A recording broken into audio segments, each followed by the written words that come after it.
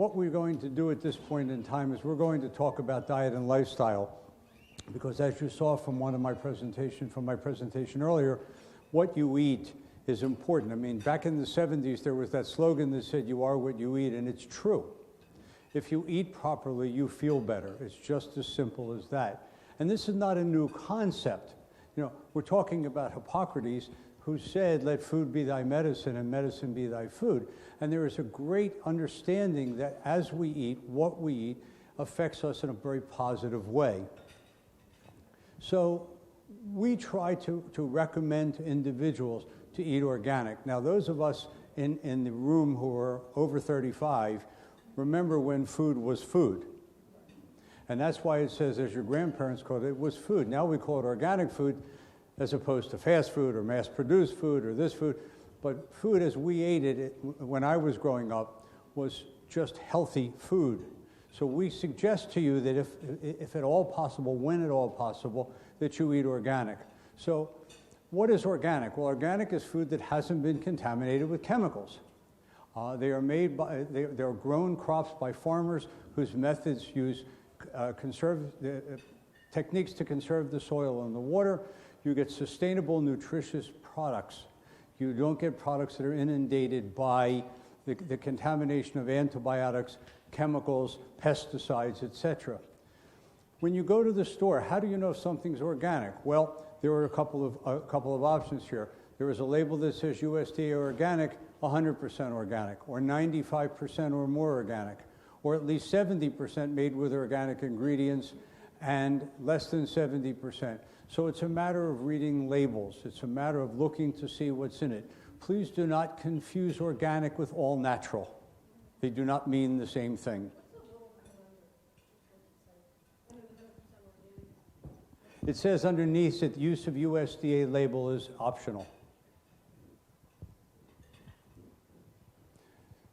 So food from all major groups are available organic: poultry, meat, eggs, dairy. Again, no antibiotics, no growth hormones. Animal feed has to be organic. Organic fruits and vegetables are free of synthetic fertilizers and pesticides. I want to point out to you that organic fruits and vegetables and grains come from fields that have been free of synthetic fertilizers and pesticides for at least 3 years. These foods must be grown without treated sewage sludge, which is commonly used as fertilizer. Yeah, it kind of makes you want to go like, great idea when you're eating, isn't it? Organic farmers use animal manure composted with plant materials. I saw this about sewage sludge and I went, what? Yeah, what are we really eating? We're eating chickens that are factory farmed.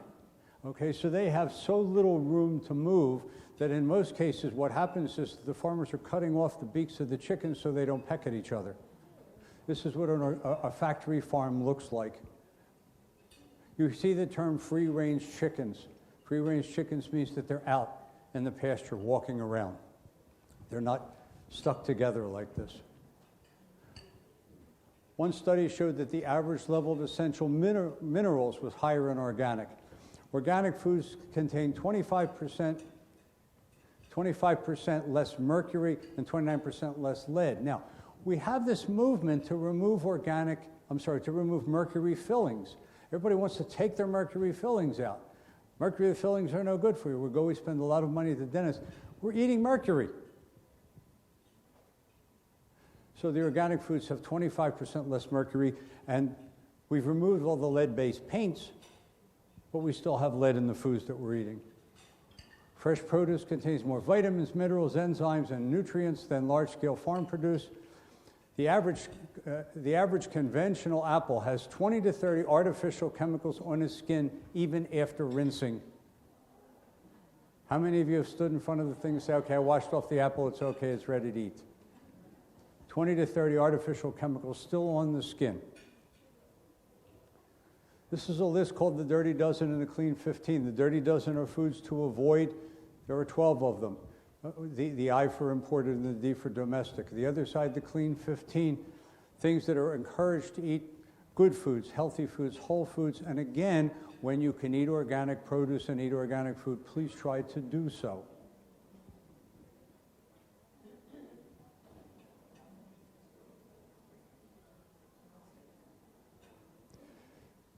GMO, genetically modified organisms. A GMO is an organism with the genetic material altered in a way that does not occur in nature. This one is a GMO ear of corn. Not terribly appetizing. This is a corn, as it says right here, corn made by nature. There's a great amount of publicity in the news today about GMOs, especially in California where so much produce is grown, and about Monsanto, and Monsanto arguing not to have the foods labeled that they have GMOs because they have the chemicals that make the GMOs. But when you look at these slides and you look at this kind of picture, you know, I can't imagine anybody who would see an ear of corn like that and really want to dive into it. In the food stores, we're talking about reading labels. The labels are bar-coded, and the barcodes with organic start with a 9, and conventionally grown start with a 4, and genetically modified start with an 8.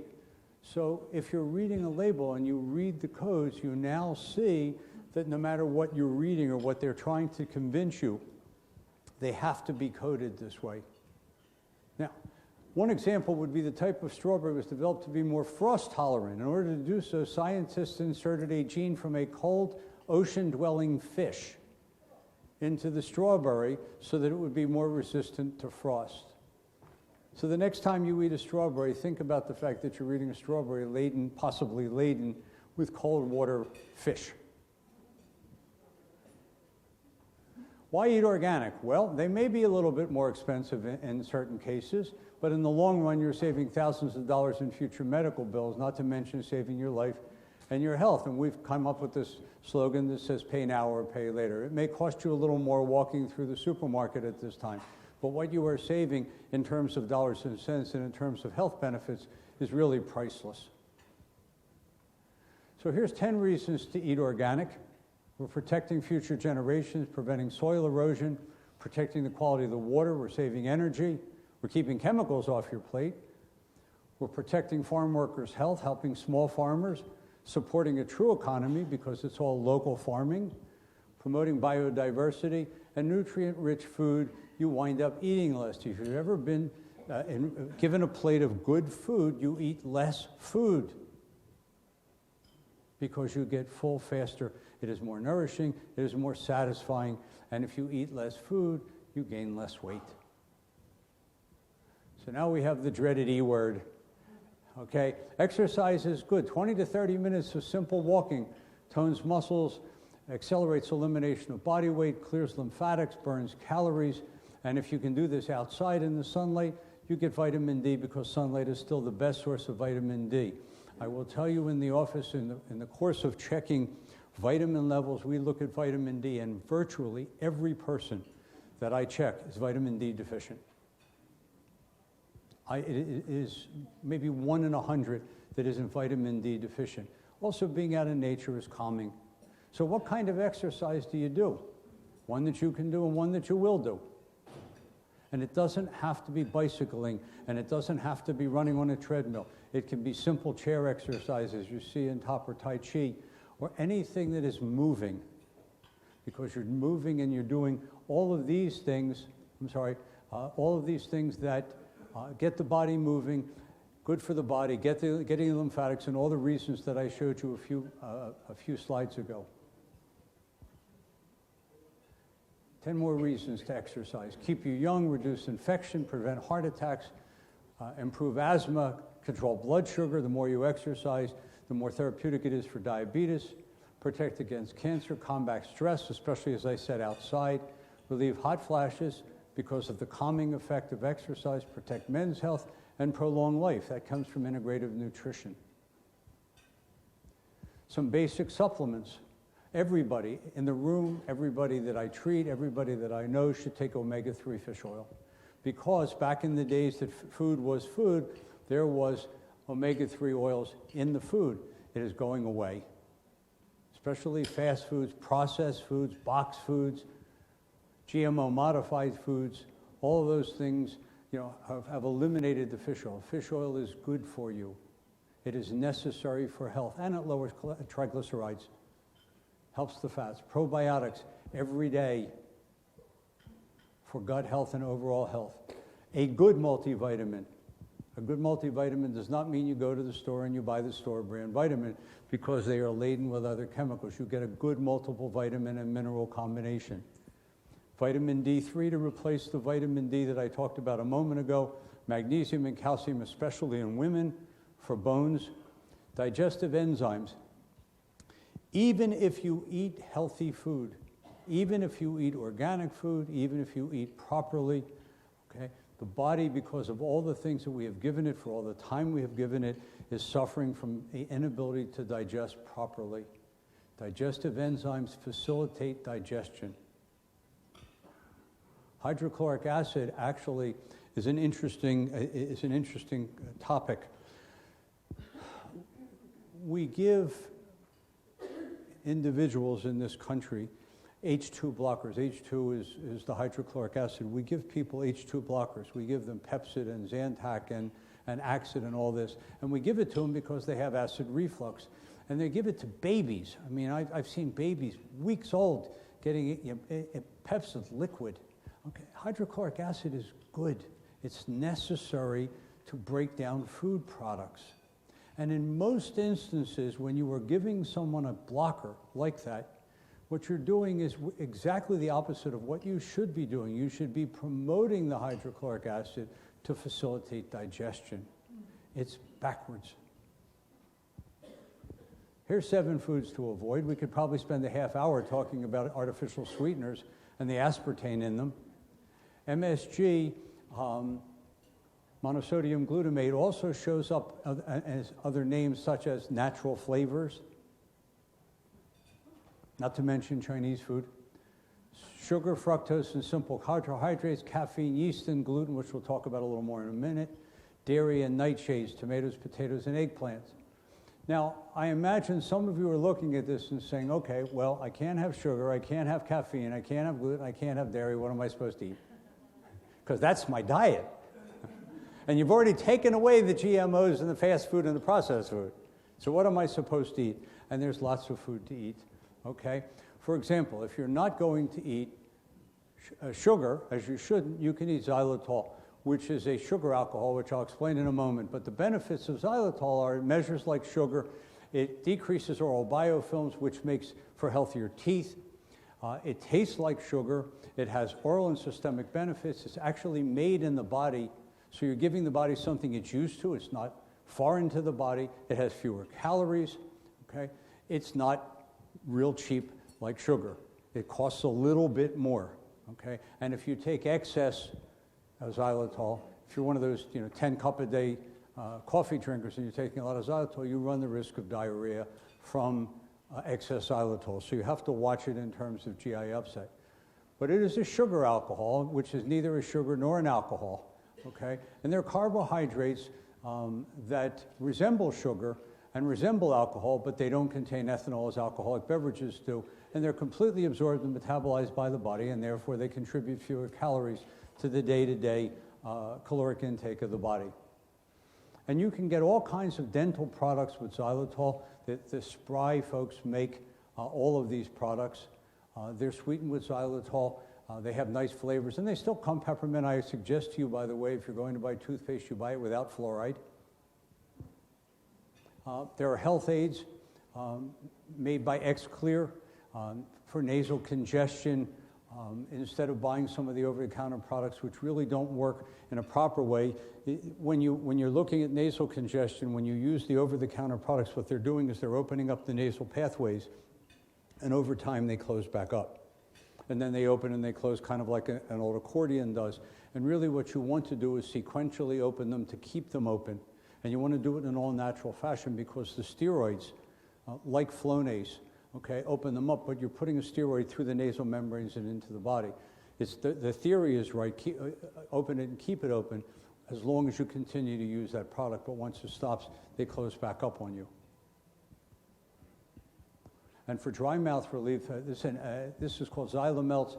It's for people who either sleep at night with snoring problems, their mouth gets dry. You can actually put them, they're about the size of an aspirin, in your mouth. They actually adhere to the gum. You can put them in before you go to bed. They dissolve over about 4 hours. They keep your mouth moist. and they have very little flavor, but the flavor that they do have is very good, and it's good to keep from dry mouth relief.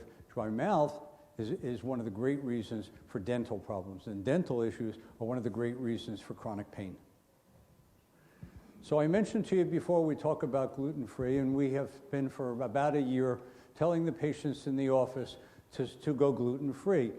There are books that you will see later that talk about being gluten-free.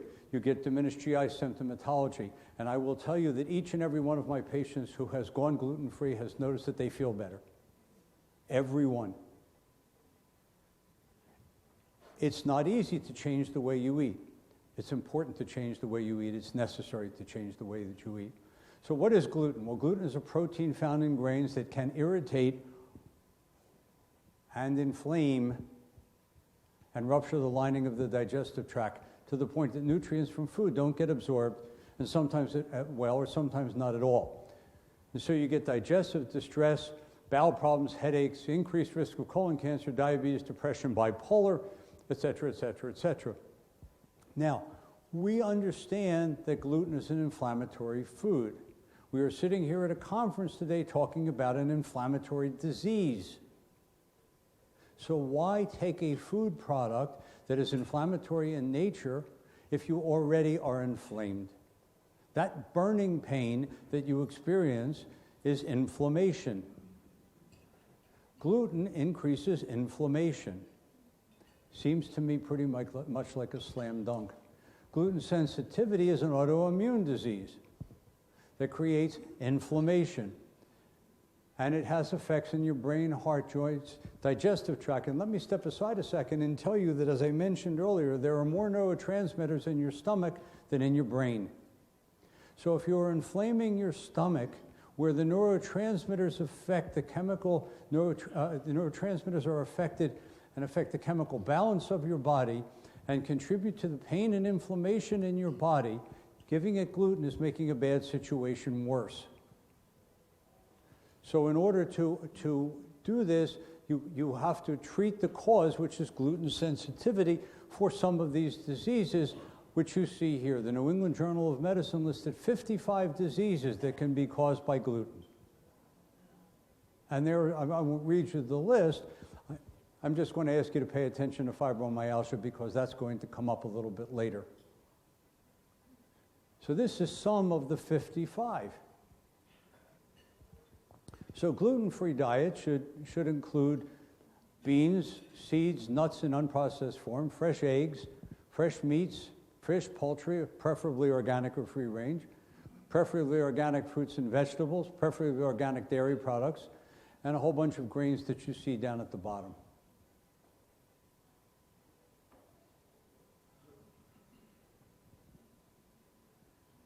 It should not include, I know there's somebody out there saying, okay, now, I can't eat processed foods, I can't eat fast foods, I can't eat GMO foods, he took away sugar, okay, can't drink caffeine, and now he's taking away my beer. And he's taking away the cakes and the pies and the candy. Oh my God, I have nothing to eat. Wine actually is not as much an issue, and especially organic wine.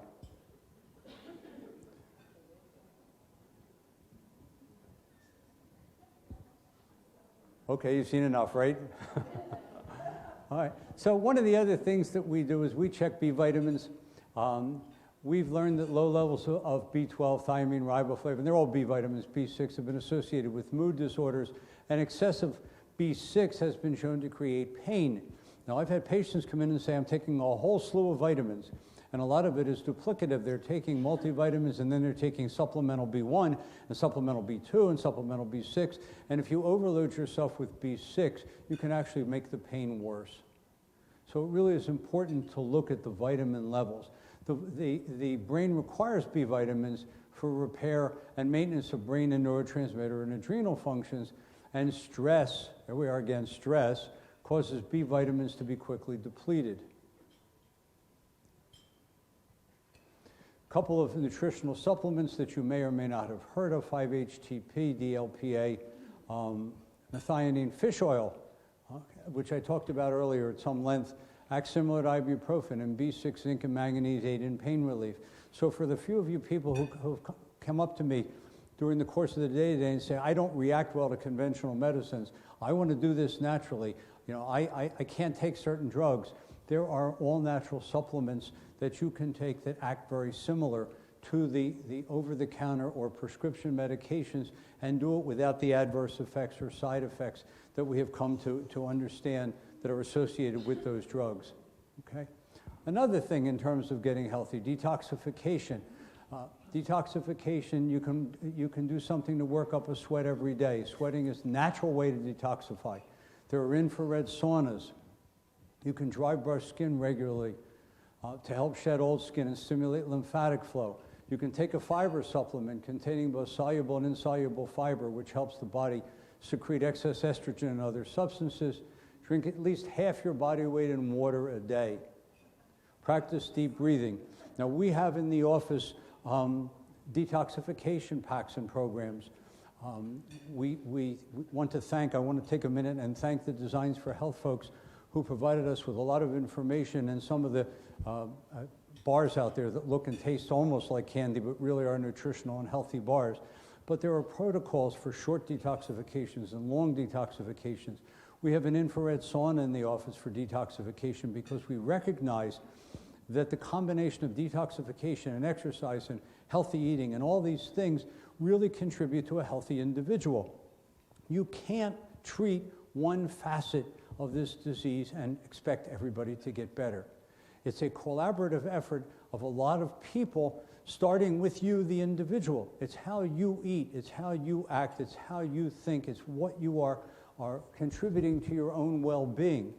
And detoxification periodically is a very important part of this, especially if you're not adhering to a pristine diet, if you're not eating the way you're supposed to eat, if you're not exercising the way you're supposed to, whether it's because you don't or whether it's because you can't.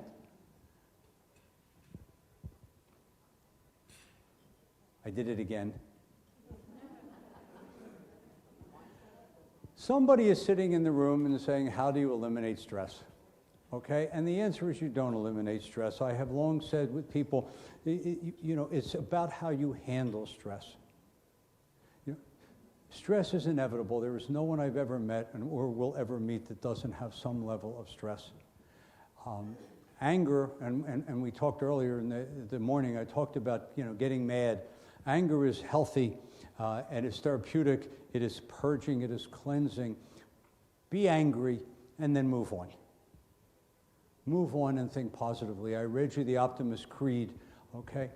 Eat right, deal with the stress in a calm, focused, direct fashion, because stress is going to happen no matter what you do. I mean, it is just a way of our lives. And the increase in stress that we have all come to know in this 21st century, okay, has contributed to adrenal burnout, and the adrenal burnout has contributed to more and more pain and more disease. So you see, the more I talk, the more everything intertwines. I put this picture up of a breast thermogram for two reasons. The first reason is this. I want just to give you a sort of momentary discussion about breast thermography. We are told that women over the age of 40 or 50, depending upon where you read, should have a mammogram every year. And any of you that suffer from RSD, CRPS, understand that the compression of the breast, even if you don't have the disease, is extremely painful. Please understand that the compression measures out at 50 pounds of weight on the breast. 50 pounds. And I use the example of laying 3 bowling balls on a breast, which is kind of a ghastly thought, but that's the weight of 50 pounds. And so a lot of women do not have diagnostic testing of the breast because they simply cannot tolerate a mammogram. Now, it is not my place to stand here and tell you to have a mammogram or not to have a mammogram, but I can tell you that thermography, which is the use of infrared imaging, looks at the physiologic responses of the breast and the body without contacting the breast. And it gives you an early warning sign as to whether or not there is complication or problem with the breast, and allows you to be proactive in your own health concerns. So to say, I can't have any testing of the breast because I can't stand the pain, there is a diagnostic test that gives you information about breast disease without the radiation and without the contact. The pictures that you see right here are pictures of a woman who had a breast thermogram. The top pictures are the before and the bottom pictures are the after. Now, for those of you who have never seen a breast thermogram, there are circles that are taken here, and the circles measure the temperatures from one side of the body to the other, which is the premise of thermography. It is understood that the human body is symmetrical. The left side of you and the right side of you is within reason the same. There are certain parameters. And so looking at the right side of a female body and the left side, they should be the same. And looking at the vasculature, they should be similar, recognizing that every woman is going to have some blood vessels. So this lady came in with a significantly abnormal thermogram with increased blood vessels and increased heat in the right breast. And rather than having some other things done, she opted to go on a diet, lose some weight, change her lifestyle, begin to exercise, and do all the things that I spent the last 30 or 40 minutes talking about. And 6 months after these pictures, she came back and these were her pictures. You know, this is the same woman. I'm frequently asked, well, maybe it's a different person. This is exactly the same woman 6 months later with the implementation of changes. I put this picture up to show you that the changes that I am suggesting to you that you make today not only work because I say so, but work because we see them. We see them in people who have less swelling, have less redness, have more energy, who sleep better, who have better thermograms, and it goes on and on and on. This is a visual representation of what changes in diet and lifestyle can do for you. So we've put these together as some healthy guidelines, some of which I've already said. I'll let you read through them. A lot of it has to do with the elimination of the wrong kinds of foods and chemicals. It has to do with relaxation. It has to do with natural approaches to healthcare when you can, stress relaxation, relationships. And it really goes hand in hand with the optimist creed from the last discussion of having a mindset of dedicating yourself to positivity and getting better.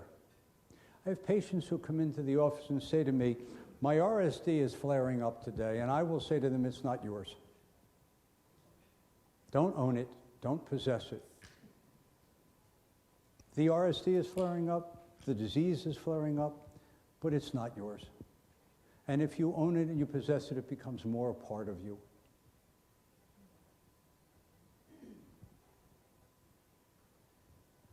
Some of the recommended readings, fabulous stuff. The Diet and Mood Cure by Julia Ross, Sugar, Anti-Inflammation, Clean Gut, Hungry for Health by Susan Silberstein, who will be doing a webinar with us in October, I think. Wheat Belly, which is the book that we've recommended for gluten-free diets. This one, which I'm currently reading myself, a chiropractic physician by the name of Zod Koy wrote a book about adrenal fatigue. I read through this, and when you read through the book, it's just unbelievable because I'm not sure I know anybody in my life who doesn't have adrenal fatigue to some level. And the Weston Price was a dentist who went around the world looking at dentition and coming to the understanding that the diet that people consumed and the level of stress and the way they lived their lives had a great deal to do with the way their teeth looked, and that had a great deal to do with the healthiness of those individuals. So here's the mantra for this. Today I will find balance in my life. I will reveal my potential by feeling and being healthy, by embracing all the elements that are on my path to well-being, by striving for the best expression of me. I will find greater connectedness to the world and those I love. Today I will live intentionally. Sounds pretty simple, huh? We have a website which talks about better health. We have monthly webinars which are archived for those of you who might have missed what preceded today. We have newsletters that go out every month on an email. It's the only email you get a month if you sign up for it. You don't get inundated. We have a website that talks about these.